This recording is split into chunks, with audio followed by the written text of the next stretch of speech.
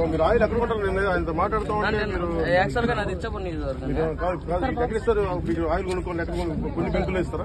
కొన్ని బంకులు అన్ని బంకులు ఎవరు నేను ఇప్పుడు మీరు ఒక ఎంత ఎన్ని లీటర్లు వేస్తుంటారు సబ్సిడీకి? 200 లీటర్లు వాళ్ళకి వేసుకుంటారండి. అందులోనే 50% అంతా సబ్సిడీ ఇస్తారండి. మళ్ళీ దానికోసం ఖర్చు పెట్టాలండి. మళ్ళీ వెళ్ళడానికి రావడానికి.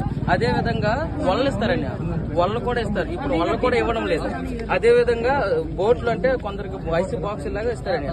అవి కూడా ఇవ్వడం లేదు. ఏమంటే వాళ్ళు ఇచ్చిన 10,000 ఉన్నాయి తప్ప ఇంకేమీ లేదండి. నేను 2016లో వచ్చానండి ఇక్కడ ప్రిపేర్ అవ్వడానికి. నేను వెళ్ళాను ప్రిపేర్ అవ్వడానికి ఇక్కడికి వచ్చానన్న. అప్పటి నుండి ఇప్పటి వరకు జాబ్ నోటిఫికేషన్ లేదు. సంవత్సరానికి 6,000 ఉద్యోగాలు అన్నారు. నేను డిగ్రీ చేశాను.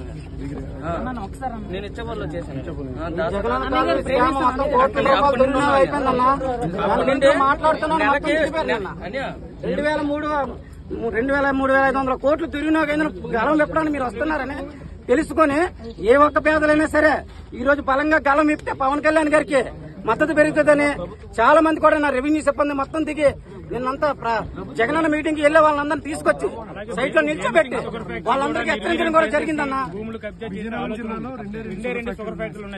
ఇది భీమసింగ్ ఒకటి